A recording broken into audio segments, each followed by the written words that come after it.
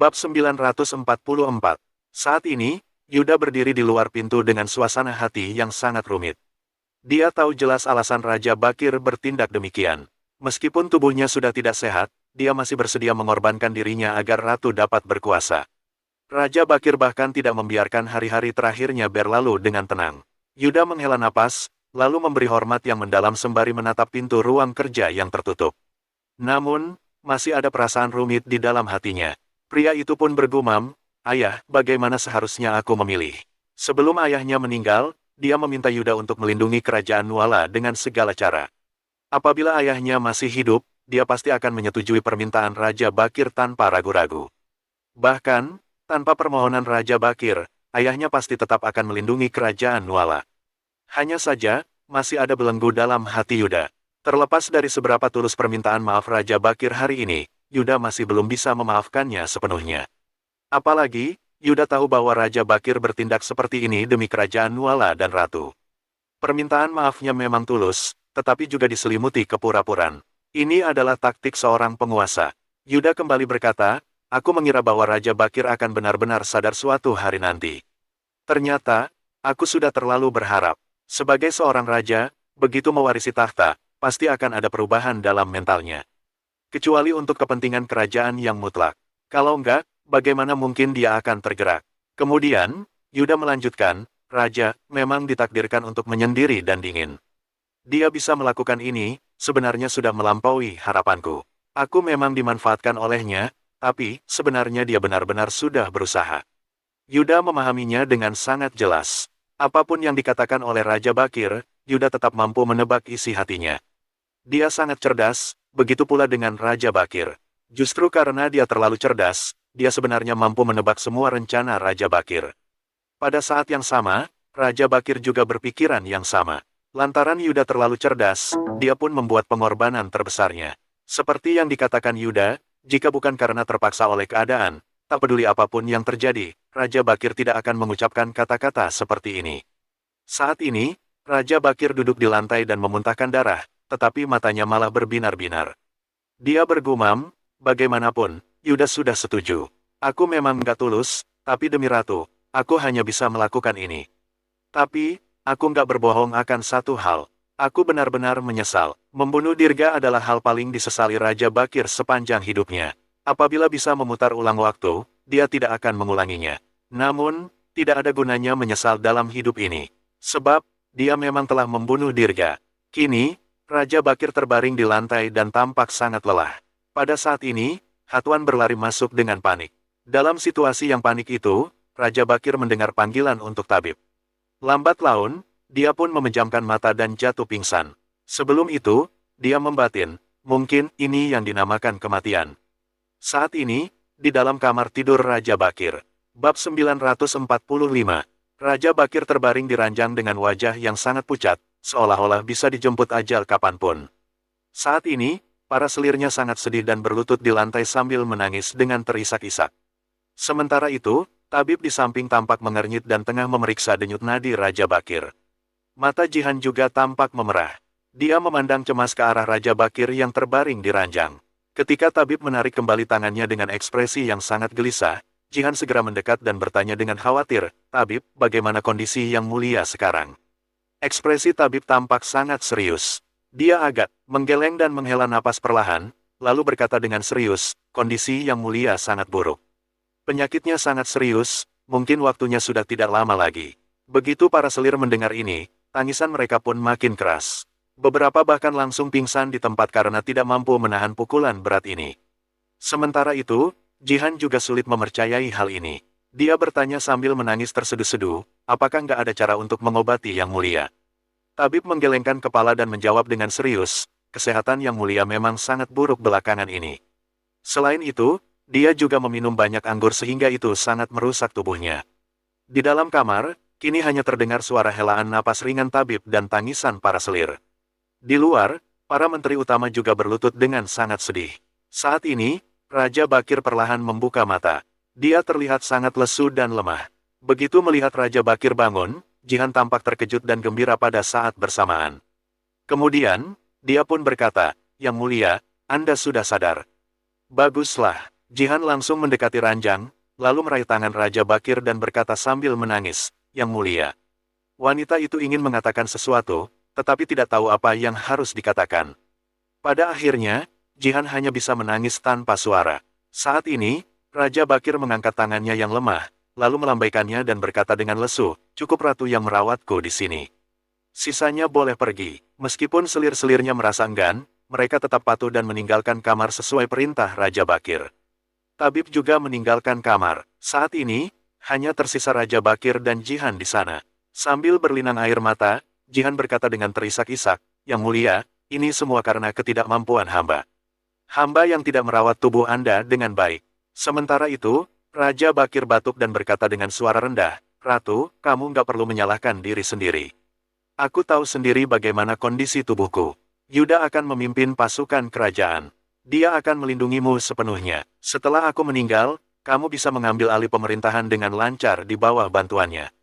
Mendengar perkataannya, Jihan mengangguk sambil terisak-isak. Kemudian, Raja Bakir tiba-tiba meraih erat tangan Jihan. Setelah batuk dengan susah payah, dia berkata dengan lembut, "Ada satu hal lagi. Aku harap kamu bisa menyetujui permintaanku." "Yang mulia, hamba bersedia menyetujui apapun," ujar Jihan segera. Dia menyeka air matanya dengan sangat sedih.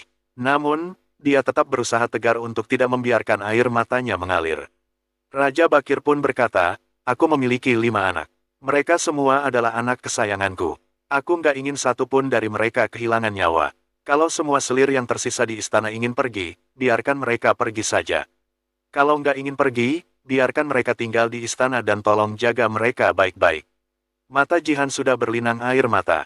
Dia menggenggam tangan Raja Bakir erat-erat, lalu mengangguk dan berkata sambil terisak-isak, "Hamba mengerti. Hamba pasti akan menjaga semua selir sesuai dengan perintah yang mulia." Raja Bakir tampak sedikit mengangguk. Tak lama kemudian, dia terbatuk ringan dan tiba-tiba mengangkat tubuhnya untuk duduk dengan susah payah. Pemandangan ini membuat Jihan ketakutan. Dia segera mendekat dan menopang Raja Bakir, lalu berkata dengan khawatir, "Yang mulia, seharusnya Anda beristirahat dengan baik sekarang. Anda tidak seharusnya bergerak terlalu banyak." Namun, Raja Bakir malah berkata, "Uhuk, aku tahu bahwa waktuku sudah tidak banyak lagi. Aku ingin pergi ke aula leluhur. Ratu, tolong papa aku ke sana." Jihan segera menyetujuinya. Dia buru-buru menopang tubuh Raja Bakir, lalu membantunya mengganti pakaian dan sepatu, lalu membawanya menuju aula leluhur. Para pelayan dan dayang di luar tampak terkejut ketika melihat mereka. Bukankah Raja Bakir sedang sakit parah? Kenapa dia masih bisa keluar dari kamar tidurnya? Mereka semua bersujud serentak dengan ekspresi yang sangat panik. Mereka sama sekali tidak berani mendongak untuk melihat Raja Bakir. Bab 946. Raja Bakir dan Jihan tiba di depan aula leluhur istana. Saat melihat tablet leluhur yang disembah, Raja Bakir sontak menangis. Dia berlutut di tanah dan langsung bersujud 3 kali sebelum berkata, "Para leluhur yang terhormat, aku sudah mengecewakan kalian." Raja Bakir tampak sangat sedih dan sulit menerima semua ini. Akan tetapi, memangnya kenapa kalau dia tidak terima? Raja Bakir pun berlutut di sana dan merenungkan kembali hidupnya. Memang ada penyesalan dan keengganan, tetapi dia justru makin tenang karena semuanya telah berlalu. Dia selalu sangat sulit menerima kematiannya. Namun, kini dia tiba-tiba merasa lega. Setidaknya, Raja Bakir telah melakukan banyak hal dan mencari jalan keluar untuk kerajaan Nuala sebelum dijemput ajal. Paling tidak, dia merasa telah menciptakan kestabilan yang diyakini olehnya. Tindakannya mungkin bukan rencana yang sempurna, tetapi merupakan pilihan terbaik. Saat ini, Raja Bakir memerintahkan, "Ratu, berlututlah." Kemudian, Jihan pun langsung berlutut. Setelah itu, Raja Bakir menimpali, "Aku ingin kamu bersumpah di depan para leluhur bahwa kamu adalah menantu keluarga Larasati, bagian dari keluarga Larasati, dan putra yang kamu lahirkan adalah keturunan keluarga Larasati. Kamu harus berusaha sekuat tenaga untuk menyerahkan kerajaan Nuala kepada Jeffrey." Jihan sama sekali tidak ragu-ragu dan segera bersumpah, di hadapan leluhur keluarga Larasati, "Sebagai istri Raja Bakir, hamba bersumpah di sini untuk melindungi kerajaan Nuala, melindungi warisan keluarga Larasati, dan memastikan agar Jeffrey bisa naik tahta dengan lancar. Apabila melanggar sumpah ini, hamba nggak akan bisa beristirahat dengan tenang setelah dijemput ajal." Perkataan Jihan membuat Raja Bakir sangat puas. Itu sebabnya, dia berkata sambil tersenyum, "Jihan, terima kasih." Saat ini, ada darah yang kembali mengalir dari sudut mulutnya. Di momen ini, segala hal yang dikhawatirkan oleh Raja Bakir telah terselesaikan. Dia langsung jatuh ke tubuh Jihan dan pingsan. Jihan segera membawa Raja Bakir kembali. Beberapa tabib bergantian memeriksanya. Dia hanya berharap bahwa Raja Bakir bisa hidup lebih lama. Namun, semua itu tidak berguna. Ratu, nyawa yang mulia, mungkin hanya bisa dipertahankan selama 3 hari, ujar salah seorang tabib. Kemudian, para tabib pun berlutut di lantai dan merasa sangat sedih. Ketika Jihan mendengar kata-kata ini, dia bahkan berusaha lebih keras untuk tetap tenang. Saat ini, jika dia tidak bisa bertahan, kerajaan Nuala benar-benar akan jatuh dalam bahaya. Sementara itu, Farel telah tiba di Dusun Darmadi. Wira langsung mendapat kabar tersebut dan datang ke pintu masuk Dusun Darmadi untuk menunggunya. Segera, Farel tampak datang dengan menunggang kuda. Kali ini, wanita itu datang sendiri karena situasinya mendesak. Setelah melihat sosok Wira, dia pun tersenyum. Farel turun dari kuda, lalu menangkupkan tangan dan berkata sambil tersenyum, "Kak Wira, masalah di Provinsi Lowala sepertinya nggak bisa luput darimu. Aku bahkan belum sampai di Dusun Darmadi, tapi kamu sudah datang menyambutku." Wira hanya tersenyum dan tidak menanggapi perkataan Farel. Sebaliknya, dia bertanya, "Pada saat seperti ini, kamu pasti datang mencariku karena ada sesuatu yang ingin disampaikan, kan?" Begitu kata-kata ini dilontarkan, Farel pun berkata sembari tersenyum, "Kak Wira, kamu memang berpengetahuan luas." Perkataanmu ini menyiratkan dua makna. Jelas bahwa Wira sangat memahami situasi. Khusus sekarang. Selain itu, Farel yakin bahwa pria ini pasti sudah mengetahui alasan kedatangannya. Wira pun membuat dugaan dengan berkata sambil tersenyum, "Kerajaan Nuala sedang mengalami gejolak dan situasi di istana berubah. Sekarang, Ratu harus menanggung semuanya sendirian. Kamu datang untuk memintaku membantu keluarga Barus, kan?" Bab 947. Wira menyampaikannya secara belak-belakan. Usai dia mengatakan itu, Farel pun menghela napas. Kemudian, dia berkata dengan ekspresi kebingungan, "Kak Wira, sejujurnya aku memang datang demi hal ini." Wanita itu memandang Wira dengan raut wajah yang muram. Sejujurnya, Farel telah merenungkan masalah ini di sepanjang perjalanan. Bagaimana seharusnya keluarga Barus menghadapi gejolak ini? Apakah mereka rela menjadi bawahan atau sebaliknya merebut kekuasaan di tengah kekacauan? Farel sangat kebingungan dan khawatir. Mengenai masalah ini, Wira tak kuasa berkata, apakah keluarga Barus belum mempertimbangkannya dengan baik. Wira merasa bahwa dalam situasi ini, keluarga Barus seharusnya sudah memiliki pemikiran yang jelas. Dalam politik saat ini, pilihan untuk keluarga Barus memang sangat banyak. Akan tetapi, jika Wira menjadi mereka, dia pasti akan memilih untuk menjadi penguasa tertinggi. Farel mengangguk sembari menjawab, "Ayahku sedang kebingungan dan gak tahu harus memilih apa. Entah kami harus membantu bibiku demi kerajaan Nuala atau merebut kekuasaan di tengah kekacauan ini. Semuanya masih belum jelas." Usai mendengar perkataan itu, Wira pun menghela napas dan berkata, "Sebenarnya, masalah ini seharusnya diputuskan sendiri oleh kalian. Apakah keluarga Barus hanya ingin menjadi bawahan yang setia atau ingin menaklukkan dunia? Itu harus diputuskan sendiri oleh kalian. Orang lain gak akan bisa memberikan saran apapun." Perkataan Wira sebenarnya cukup masuk akal. Semuanya tergantung pada bagaimana mereka ingin bertindak. Saat ini, Farel pun menghela napas, lalu berkata, "Kalau tahu jawabannya, aku nggak akan datang untuk bertanya pada Kak Wira."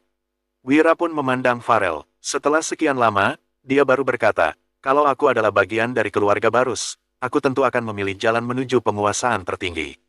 Kalian memiliki kondisi istimewa karena ratu. Kalau nggak memanfaatkannya, bukannya semua itu akan menjadi sia-sia." Wira melanjutkan, "Selain itu, persaingan untuk merebut kekuasaan bukan hanya dilakukan oleh keluarga Barus. Alih-alih membantu orang lain merebut kekuasaan, memeras otak dan tenaga, kenapa kalian nggak melakukannya sendiri?" Kemudian, Wira menimpali, "Apalagi, dunia ini hanya memiliki satu penguasa. Nggak peduli seberapa banyak yang telah dilakukan oleh keluarga Barus, itu nggak akan bisa membantu di situasi kacau seperti sekarang. Kalian mungkin akan baik-baik saja di situasi ini, tapi begitu semuanya kembali tenang, bukannya kalian akan menjadi sasaran empuk." Wira berbicara terus terang seperti ini bukan tanpa alasan. Kenapa keluarga Barus harus merebut kekuasaan untuk orang lain? Terlebih, ada keluarga Juwanto yang juga berambisi yang sama. Tentunya, Wira berkata demikian dari perspektif seorang teman. Dia berkata jujur dan tidak ingin menyembunyikan apapun.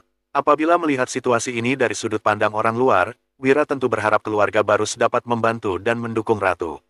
Setelah mendengar perkataan Wira, ekspresi Farel tampak sedikit berubah. Tatapannya yang tertuju pada Wira penuh dengan rasa kagum.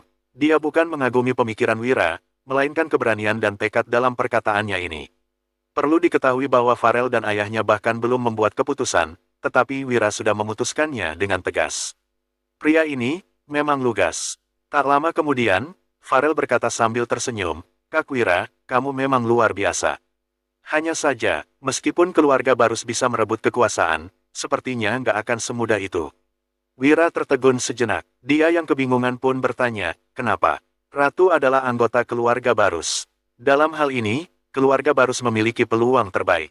Farel menghela napas, lalu berkata perlahan, "Kalau memang seperti itu, mungkin semuanya menjadi lebih mudah. Sayangnya, bibiku dan Raja Bakir sudah kenal sejak lama. Hubungan mereka sangat dekat. Alasan Raja Bakir mempercayakan pemerintahan pada bibiku adalah karena dia yakin bahwa bibiku nggak akan memberikan kekuasaan kepada keluarga Barus dengan mudahnya." Usai mendengar penjelasan Farel, Wira tampak terkejut. Dia memang tidak tahu tentang kisah lama tersebut. Kalau Raja Bakir meminta bibiku untuk melindungi kerajaan Nuala demi keluarga Larasati dengan segala cara, dia pasti akan bertekad melakukannya. Mungkin kebingungan antara ayahku dan diriku berasal dari sini, jelas Farel yang mengungkapkan isi hatinya. Hal ini sontak membuat Wira memahami betapa rumitnya keadaan sekarang. Bab 948. Wira mengangguk, lalu berpikir sejenak sebelum berkata, "Meskipun begitu, ini adalah urusan yang berkaitan dengan takdir kerajaan Nuala ke depannya. Bagaimana bisa disikapi dengan begitu gegabah? Selain itu, kalaupun benar seperti yang kamu katakan, keluarga Barus seharusnya nggak tinggal diam hanya karena satu orang." Usai mendengar perkataan Wira, Farel pun mengambil napas dalam-dalam. Walau seperti itu, masih ada keraguan di dalam hatinya. "Kak Wira, kalau kamu yang mengalami hal ini, apa yang akan kamu lakukan?" tanya Farel. Dia ingin mengetahui pemikiran Wira. Begitu mendengar pertanyaan itu, Wira pun menjawab sambil tersenyum, "Kalau aku, mungkin aku akan menyerah pada ambisi untuk merebut kekuasaan. Bagaimanapun juga, aku nggak terlalu tertarik dengan hal tersebut." Farel sedikit terkejut dengan jawaban Wira. Namun, dia bertanya sembari tersenyum kaku, "Kak Wira, apakah kamu serius? Tapi, dari apa yang kutahu, sepertinya kamu juga sudah melakukan banyak persiapan, bukan?" Wira memang berusaha merahasiakan persiapannya, tetapi keluarga Barus bukanlah keluarga biasa. Sulit untuk menyembunyikan sesuatu dari mereka sepenuhnya. Itu sebabnya, Wira berkata dengan jujur, "Itu untuk melindungi diri sendiri saja. Dunia ini sedang dalam situasi yang kacau, jadi aku nggak punya pilihan. Kamu tahu bahwa aku adalah orang yang paling nggak suka mencari masalah. Aku hanya berharap bisa hidup dengan bebas dan tenang." Farel mengerti karena cukup mengenal karakter Wira. Setelah menghela napas, wanita itu pun menangkupkan tangan dan berkata, "Kak Wira, aku akan menyampaikan pembicaraan kita hari ini kepada ayahku. Tapi, aku nggak tahu pilihan apa yang akan dibuat oleh keluarga Barus." Usai meninggalkan kata-kata itu, Farel segera pergi dengan menunggang kudanya. Wira menyaksikan kepergiannya dengan hati yang terasa berat. Kerajaan Nuala akan mengalami gejolak besar. Saat ini, setidaknya ada dua keluarga besar yang bersaing untuk merebut kekuasaan, yaitu keluarga Barus dan keluarga Juwanto. Awalnya, Wira mengira bahwa hanya akan ada persaingan antara dua keluarga. Namun, ternyata masih ada Ratu Kerajaan Nuala. Ratu tidak akan menyerahkan kekuasaan kepada keluarga Barus. Dengan demikian, pertempuran untuk menguasai dunia ini akan menjadi makin sulit. Pada saat ini, Wulan, Dian, dan Dewina berjalan mendekat dan melihat kepergian Farel.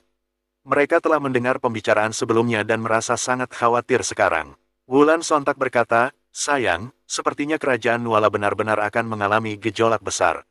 Apabila negara mengalami gejolak, bagaimana mungkin rakyat tidak menderita?" Menghadapi situasi seperti ini, Wira juga tidak memiliki cara untuk mengatasinya. Dia hanya bisa menghela napas. Bukan hanya Wulan, Dewina juga bertanya, "Tuan Wira, menurutmu kapan gejolak ini akan berakhir? Apakah dunia ini akan menjadi milik keluarga Barus atau keluarga Juwanto?" Ketiga wanita itu tampak sangat penasaran. Sementara itu, Wira yang mendengar pertanyaan ini berpikir sejenak sebelum akhirnya menjawab, "Apabila kita nggak mengetahui hubungan antara Ratu dan Raja Bakir, mungkin aku akan bilang bahwa keluarga Barus memiliki peluang. Tapi, sepertinya keluarga Juwanto yang memiliki peluang lebih baik sekarang." Situasi ini membuat Wira merasa sangat frustrasi. Yang paling tidak diinginkannya adalah melihat keadaan seperti ini. Dia berharap keluarga Barus dapat mengendalikan pemerintahan. Dengan begitu, mereka akan bisa lebih santai. Namun, sayangnya kehendak tidak selalu sesuai dengan kenyataan. Saat ketiga wanita itu mendengar jawaban Wira, mereka sangat kebingungan. Segera setelah itu, Wulan pun bertanya dengan heran, sayang, kenapa peluang keluarga Barus menjadi kecil? Sementara itu, Wira menjawab sambil tersenyum, kalau kerajaan Nuala terlibat dalam kekacauan, setidaknya ada 3 faksi yang mungkin akan muncul. Wira mulai menjelaskan, pertama adalah Ratu. Dia mewakili seluruh keluarga kerajaan Nuala. Mereka merupakan garis keturunan sah yang berhak menjadi pewaris tahta. Meskipun pemerintahan Ratu nggak diakui oleh dunia luar, setidaknya alasan utamanya adalah demi putra mahkota yang masih bayi. Hal ini masih bisa diterima. Kedua adalah keluarga Juwanto. Mereka bisa memanfaatkan situasi ini dengan menciptakan dalih sederhana. Cara termudah adalah menggunakan kerajaan Nuala sebagai alasan. Mereka bisa memfitnah bahwa Ratu ingin menjadi seorang penguasa dan membangkitkan semangat pemberontakan. Intinya, alasan ini pasti sudah direncanakan oleh keluarga Juwanto. Usai Wira berkata demikian, ketiga wanita itu tampak mengangguk. Bab 949. Saat memikirkan keluarga Barus, Wira mendesah. Dia memandang mereka bertiga sambil berucap, Ratu dan keluarga Juwanto punya alasan untuk merebut kekuasaan, tapi bagaimana dengan keluarga Barus? Sebagai keluarga Ratu, seharusnya mereka membantu Ratu untuk mencapai tujuannya. Tapi, kalau keluarga Barus mau merebut kekuasaan untuk mereka sendiri, sepertinya hal ini kurang pantas, kan? Wulan dan lainnya langsung mengerti begitu Wira menyelesaikan ucapannya. Memang benar, Ratu merebut kekuasaan demi pangeran, begitu pula dengan keluarga Juwanto. Jadi, apa alasan keluarga Barus merebut kekuasaan? Apa demi mereka sendiri? Kalau begitu, mereka akan kelihatan terlalu ambisius. Sesungguhnya, tidak mudah bagi keluarga Barus untuk melakukan hal ini. Dewina bertanya, kalau begitu, bukankah ini berarti keluarga Barus nggak punya kesempatan lagi? Melakukan sesuatu tanpa alasan yang jelas memang tidak mudah. Jika tidak bisa memenangkan hati rakyat, bagaimana caranya mengendalikan negara? Ini adalah prinsip yang paling sederhana. Dian mengangguk dan menimpali, Tuan, kalau begitu, kenapa kamu menyarankan keluarga Barus untuk merebut kekuasaan? Wira tertawa dan menyahut, tentu saja demi kita. Kalau keluarga Barus yang memerintah negara, mereka pasti nggak akan menyerang kita karena hubungan kita begitu akrab. Tapi, berbeda dengan Ratu. Puluhan tahun lagi, kalau kita berkembang makin kuat, kemungkinan pangeran yang mewarisi tahta akan melawan kita. Ketiga wanita itu tersenyum sesudah mendengar penjelasan Wira. Namun, Wulan mengedipkan matanya seraya bertanya, suamiku, meskipun kamu bilang begitu, seharusnya kamu sudah memikirkan alasan agar keluarga Barus bisa merebut kekuasaan, kan? Begitu perkataan ini dilontarkan, Dian dan Dewina memandang Wira. Memang benar, jika tidak memiliki alasan yang pantas, keluarga Barus tidak akan berkesempatan untuk merebut kekuasaan. Namun, Wira yang berbicara seperti ini pasti sudah memikirkan caranya. Jika tidak, mana mungkin Wira mendukung keluarga Barus untuk merebut kekuasaan? Wira tertawa, dia tidak menyangka Wulan bisa menebak rencananya. Wira berujar, Wulan, kamu memang memahamiku. Ternyata, kamu bisa menebak pemikiranku. Wira tersenyum seraya menyentuh hidung Wulan. Istrinya ini memang sangat pintar. Wulan berkata, suamiku, kamu jangan goda aku lagi. Cepat jelaskan kenapa kamu menyarankan keluarga Barus untuk merebut kekuasaan padahal mereka nggak punya alasan yang pantas. Wira tersenyum, lalu menjelaskan, walaupun sulit dan nggak ada alasan, bukan berarti melakukan apapun membutuhkan alasan yang jelas.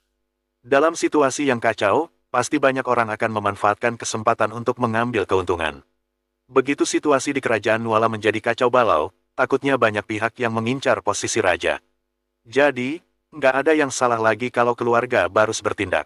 Pada saat-saat seperti itu, siapa lagi yang peduli dengan alasan-alasan itu? Semua orang hanya mementingkan pencapaian dan kekayaan yang bisa mereka dapatkan, lanjut Wira. Begitu Wira selesai bicara, ketiga wanita itu merenung. Sementara itu, Raja Bakir yang sudah sadar perlahan membuka matanya, lalu mengulurkan tangan untuk menyentuh pergelangan tangan Jihan. Jihan yang terkejut sekaligus gembira segera menggenggam tangan Raja Bakir dengan erat dan berucap, Yang mulia, akhirnya kamu sadar. Sekarang sudah malam, tanya Raja Bakir dengan suara serak. Wajahnya sangat pucat dan dia terbatuk-batuk. Namun, dia berusaha untuk menahan batuknya. Jihan berbisik di telinga Raja Bakir, Yang mulia, sekarang sudah lewat tengah malam. Raja Bakir batuk-batuk lagi, lalu berkata sambil berusaha untuk bangun, bantu aku.